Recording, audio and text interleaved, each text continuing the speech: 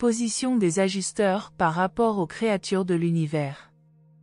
Les ajusteurs de pensée sont les enfants de la carrière universelle, et en vérité il faut que les ajusteurs vierges acquièrent de l'expérience pendant que les créatures mortelles croissent et se développent.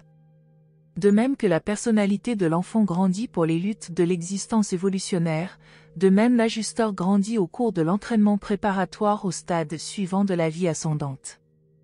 De même que l'enfant acquiert une flexibilité d'adaptation en vue de ses activités d'adulte en s'adonnant, dans sa prime enfance, à la vie de société et de jeu, de même l'ajusteur intérieur acquiert de l'habileté, pour le stade suivant de vie cosmique, en préparant et en répétant, sur le plan mortel, les activités préliminaires qui intéressent la carrière morontielle. L'existence humaine constitue une période de pratique, efficacement employée par l'ajusteur à se préparer aux responsabilités accrues et aux occasions plus importantes d'une vie future. Mais les efforts de l'ajusteur, pendant qu'il vit en vous, ne sont pas particulièrement tournés vers les affaires de la vie temporelle et de l'existence planétaire. Les ajusteurs de pensée font, aujourd'hui, une sorte de répétition générale des réalités de la carrière universelle dans le mental évoluant des êtres humains. 1. Développement des ajusteurs. Il doit exister un plan complet et minutieux pour former et développer les ajusteurs vierges avant de les envoyer hors de Divinington, mais en réalité nous ne savons pas grand-chose sur ce sujet. Il existe indubitablement aussi un système étendu pour la réinsertion les ajusteurs qui ont l'expérience d'avoir habité un mortel, avant qu'ils ne se lancent dans une nouvelle mission d'association avec un autre, mais de cela non plus nous ne sommes pas réellement informés. Des ajusteurs personnalisés m'ont dit que, chaque fois qu'un homme habité par un moniteur ne réussit pas à survivre, le moniteur est soumis à un cours d'entraînement complémentaire lors de son retour à Divinington.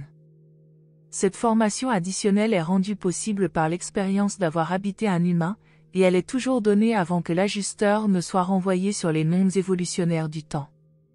L'expérience vivante effective n'a pas de substitut cosmique. La perfection de divinité d'un ajusteur de pensée nouvellement formé ne dote, en aucune manière, ce moniteur de mystère d'une aptitude à remplir un ministère expérimenté.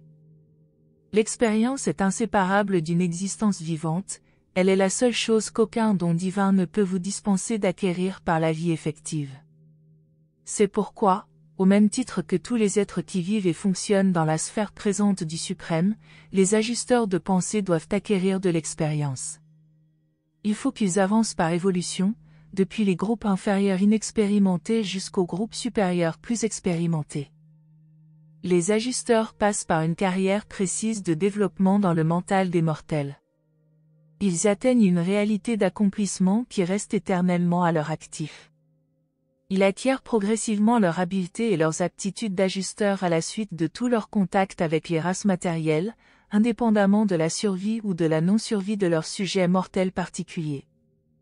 Ils sont aussi associés à égalité avec le mental humain pour stimuler l'évolution de l'âme immortelle capable de survivre. Les ajusteurs atteignent leur premier stade d'évolution en fusionnant avec l'âme survivante d'un être mortel. Ainsi, par nature, vous évoluez vers l'intérieur et vers le haut, depuis l'homme jusqu'à Dieu, tandis que les ajusteurs évoluent vers l'extérieur et vers le bas, depuis Dieu jusqu'à l'homme. Et ainsi le produit final de cette union de divinité et d'humanité sera éternellement le Fils de l'homme et le Fils de Dieu. 2. Les ajusteurs autonomes. Vous avez été mis au courant de la classification des ajusteurs d'après leur expérience, ajusteurs vierges, avancés et suprêmes. Il faut aussi reconnaître une certaine classification fonctionnelle, les ajusteurs autonomes. Un ajusteur est classé comme autonome si 1. Il a acquis une certaine expérience nécessaire dans la vie évoluante d'une créature volitive, soit en l'habitant temporairement sur un type de monde où les ajusteurs sont seulement prêtés au sujet mortel, soit sur une planète où la fusion est effective, mais où son humain n'a pas réussi à survivre. Ce moniteur est ou bien un ajusteur avancé ou bien un ajusteur suprême. 2. Il a acquis l'équilibre du pouvoir spirituel chez un humain qui a franchi le 3e cercle psychique et s'est vu affecté un ange gardien personnel. 3. Il a un sujet qui a pris la décision suprême, qui s'est solennellement et sincèrement fiancé avec son ajusteur. L'ajusteur voit d'avance le moment où la fusion se réalisera et considère l'union comme un fait accompli. 4. Il a un sujet qui a été enrôlé dans l'un des corps de réserve de la destinée sur un monde évolutionnaire d'ascension des mortels. 5. À un moment donné, au cours du sommeil humain, il a été temporairement détaché du mental du mortel, où il était confiné, pour accomplir quelque exploit de liaison, de contact, de réenregistrement ou un autre service extra-humain lié à l'administration spirituelle du monde de son affectation. 6. Il a servi, en temps de crise, dans l'expérience d'un être humain qui était le complément matériel d'une personnalité spirituelle chargée d'accomplir quelques missions cosmiques essentielles à l'économie spirituelle de la planète. Les ajusteurs autonomes semblent doués de volonté à un degré notable dans toutes les affaires qui n'impliquent pas la personnalité humaine de leur habitat immédiat, ainsi que le prouvent leurs nombreux exploits au-dedans et au-dehors des mortels auxquels ils sont attachés. Ces ajusteurs participent à de multiples activités du royaume, mais fonctionnent plus souvent comme hôtes non détectés des tabernacles terrestres qu'ils ont eux-mêmes choisis. Il est hors de doute que ces ajusteurs d'un type plus élevé et plus expérimenté peuvent communiquer avec ceux qui travaillent dans d'autres royaumes. Bien que les ajusteurs autonomes communiquent ainsi effectivement entre eux, ils ne le font que sur les niveaux de leur travail mutuel et dans le but de préserver des données qu'ils doivent conserver et qui sont essentielles au ministère des ajusteurs dans les royaumes où ils séjournent. On sait toutefois qu'en certaines occasions, ils ont agi dans des affaires interplanétaires en temps de crise. Les ajusteurs suprêmes et autonomes peuvent quitter le corps humain à volonté. Ces habitants ne forment pas une partie organique ou biologique de la vie d'un mortel, ils se surimposent divinement à cette vie. Ils furent prévus dans les plans de vie originels, mais ne sont pas indispensables à l'existence matérielle. Il est néanmoins bon de noter que, même temporairement, ils quittent rarement leur tabernacle mortel après s'y être une fois installés. Les ajusteurs qui agissent sur un plan supérieur sont ceux qui ont achevé triomphalement les tâches qui leur étaient confiées et qui n'attendent plus que la dissolution du véhicule de vie matériel ou le transfert de l'âme immortelle. 3. Position des ajusteurs par rapport au type de mortel. Les caractéristiques du travail spécifique des moniteurs de mystère varient conformément à la nature de leur affectation, selon qu'ils sont des ajusteurs de liaison ou des ajusteurs de fusion. Certains ajusteurs sont simplement prêtés pour la durée de vie temporelle de leur sujet, d'autres sont effusés comme candidats à la personnalité avec la permission de fusionner pour l'éternité si leur sujet survit. Leur travail comporte aussi de légères variantes parmi les divers types planétaires ainsi que dans les différents systèmes et univers. Mais, dans l'ensemble, leurs travaux sont remarquablement uniformes, plus uniformes que ne le sont les devoirs de tout autre ordre créé d'êtres célestes. Sur certains mondes primitifs, le groupe de la première série, les ajusteurs habitent le mental des créatures à titre d'entraînement expérientiel, principalement pour se cultiver et se développer progressivement. Des ajusteurs vierges sont généralement envoyés à ces mondes pendant la période initiale où les hommes primitifs arrivent dans la vallée des décisions, mais relativement peu d'entre eux choisissent de s'élever à des hauteurs morales dépassant la maîtrise de soi et l'acquisition du caractère, pour atteindre les niveaux supérieurs de la spiritualité émergente. Toutefois, beaucoup d'humains qui ne réussissent pas à fusionner avec leur ajusteur survivront comme ascendeurs fusionnés avec l'esprit. Les ajusteurs reçoivent un entraînement précieux et acquièrent une expérience merveilleuse au cours de leur association transitoire avec le mental primitif, et ils peuvent utiliser ultérieurement cette expérience au profit d'êtres supérieurs sur d'autres mondes. Rien de ce qui a une valeur de survie n'est jamais perdu dans le vaste univers. Sur un autre type de monde, le groupe de la deuxième série, les ajusteurs sont simplement prêtés aux êtres humains. Là, les moniteurs ne peuvent jamais atteindre la personnalité par fusion au moyen de ce séjour, mais ils apportent une aide considérable à leurs sujets humains pendant la vie mortelle de ces derniers, beaucoup plus qu'ils ne peuvent en donner aux mortels Durantia. En l'espèce, les ajusteurs sont détachés auprès des créatures mortelles pour la durée d'une seule vie, comme modèle pour leur aboutissement spirituel supérieur. Ils servent d'auxiliaires temporaires dans la tâche mystérieuse de perfectionner un caractère susceptible de survivre. Les ajusteurs ne reviennent pas après la mort naturelle, ces mortels survivants atteignent la vie éternelle par fusion avec l'esprit. Sur des mondes tels qu'Urantia, le groupe de la troisième série, il y a de vraies fiançailles avec les dons divins, un engagement pour la vie et pour la mort. Si vous survivez, Il se produira une union éternelle, une fusion perpétuelle, la réunion en un seul être de l'homme et de l'ajusteur. Chez les mortels tricérébraux de cette série de mondes, les ajusteurs parviennent à établir un contact effectif beaucoup plus étendu avec leur sujet pendant leur vie temporelle que dans le cas des types humains monocérébraux ou bicérébraux. Mais, après la mort, les types tricérébraux poursuivent leur carrière exactement comme les êtres à un ou deux cerveaux, à la manière des races d'Urantia. Sur les mondes où les humains sont bicérébraux, et après le séjour d'un fils d'effusion du paradis, il est rare que des ajusteurs vierges soient affectés à des personnes dont la capacité à survivre est indubitable. Nous croyons que, sur ces mondes, pratiquement tous les ajusteurs, habitant des hommes et des femmes intelligents et ayant la capacité de survie, appartiennent au type avancé ou au type suprême. Dans beaucoup de races évolutionnaires primitives d'Urantia, il existait 3 groupes d'êtres. Premièrement, ceux qui étaient si proches des animaux que la capacité à recevoir un ajusteur leur faisait totalement défaut. Deuxièmement, ceux qui montraient à ce sujet une capacité incontestable et qui recevaient rapidement un ajusteur dès qu'ils atteignaient l'âge de la responsabilité morale. Une troisième classe d'hommes occupait une position frontière, ils étaient aptes à recevoir des ajusteurs, mais les moniteurs ne pouvaient habiter leur mental que sur requête personnelle de chaque individu. Bien des ajusteurs vierges ont acquis une précieuse expérience préliminaire en prenant contact avec le mental évolutionnaire chez des êtres pratiquement disqualifiés pour la survie, par suite d'états héréditaires provenant d'ancêtres inaptes et inférieurs. Ces ajusteurs se sont ainsi mieux qualifiés pour être affectés ultérieurement à un mental d'un type supérieur sur quelque autre monde. 4. Les ajusteurs et la personnalité humaine. Les formes supérieures d'intercommunication intelligente entre les êtres humains sont grandement aidées par les ajusteurs intérieurs. Les animaux éprouvent effectivement des affinités entre eux, mais ne se communiquent pas de concepts les uns aux autres, ils peuvent exprimer des émotions, mais non des idées ni des idéaux. Avant d'avoir reçu des ajusteurs de pensée, les hommes d'origine animale n'ont pas non plus de rapport intellectuel d'un type supérieur, ni de communion spirituelle avec leurs compagnons.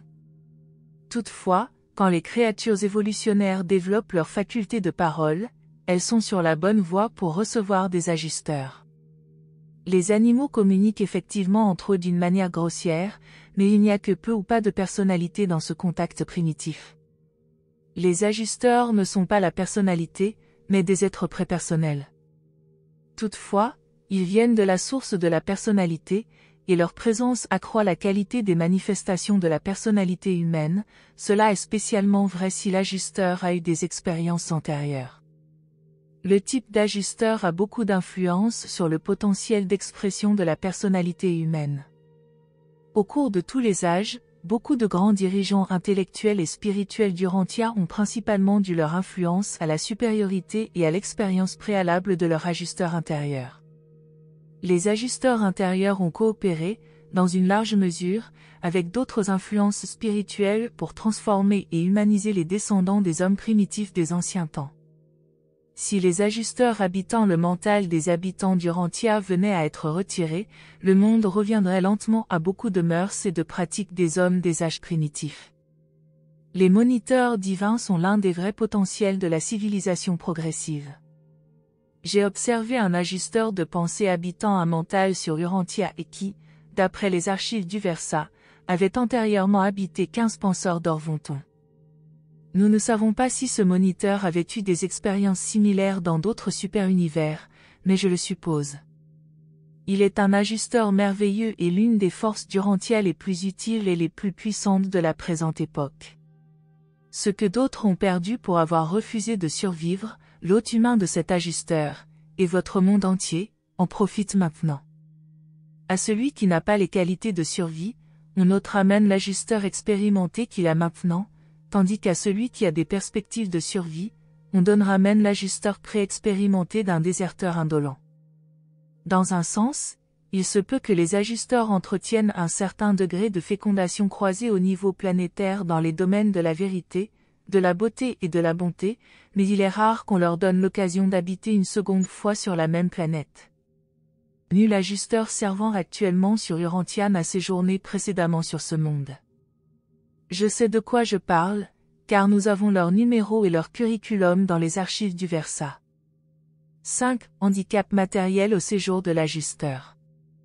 Les ajusteurs suprêmes et autonomes sont souvent en mesure d'apporter des facteurs spirituellement importants au mental humain quand ils se laissent aller librement dans les canaux débloqués, mais contrôlés, de l'imagination créatrice.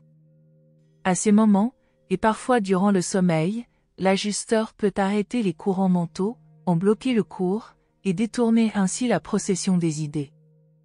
Tout cela est destiné à effectuer de profondes transformations spirituelles dans les replis supérieurs de la superconscience.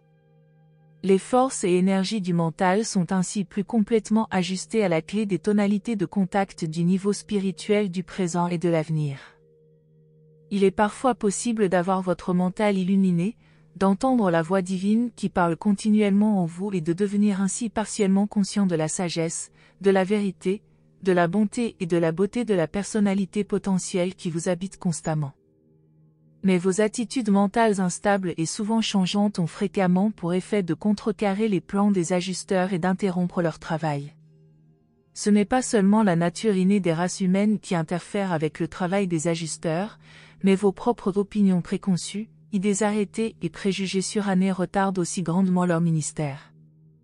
À cause de ces handicaps, leurs créations inachevées sont souvent seules à émerger dans la conscience, la confusion des concepts est alors inévitable. C'est pourquoi, dans l'analyse des situations mentales, on ne trouve la sécurité qu'en reconnaissant chaque pensée et chaque expérience exactement pour ce qu'elle est réellement et fondamentalement, sans tenir le moindre compte de ce qu'elle aurait pu être. Le grand problème de la vie consiste à ajuster les tendances ancestrales de vie aux exigences des impulsions spirituelles provoquées par la présence divine du moniteur de mystère. Dans les carrières de l'univers et du super-univers, nul homme ne peut servir deux maîtres à la fois, mais, dans la vie que vous vivez présentement sur Urantia, chaque homme est obligé de le faire. Il doit devenir expert dans l'art de pratiquer un compromis humain continu et temporel, tout en obéissant spirituellement qu'à un maître. C'est pourquoi tant de personnes trébuchent et échouent, se fatiguent et succombent sous la tension de la lutte évolutionnaire.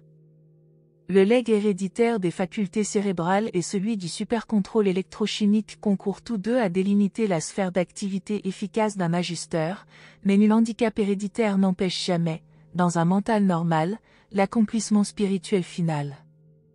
L'hérédité peut intervenir dans la rapidité de conquête de la personnalité, mais elle n'empêche pas la consommation finale de l'aventure ascendante.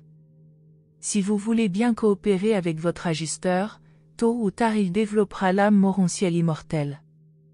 Après fusion avec cette âme, le don divin présentera la nouvelle créature au maître-fils souverain de l'univers local, en fin de compte, au père des ajusteurs au paradis.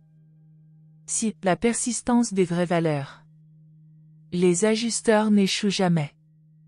Rien de ce qui mérite de survivre n'est jamais perdu.